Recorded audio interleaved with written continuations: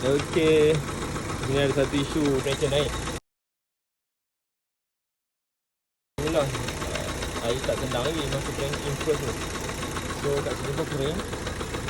Dia jadi macam ni disebabkan oleh dia simple je radiator cap. So daripada itu boleh nampak kat sini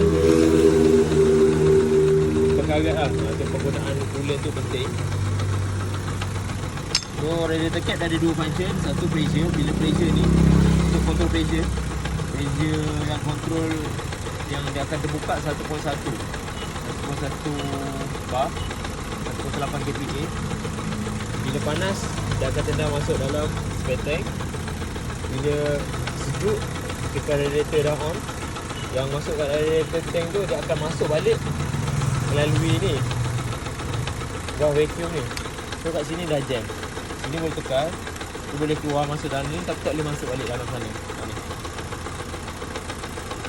So bila main macam ni je, nanti lama-lama dia akan dalam ni kosong, temperature akan naik lah.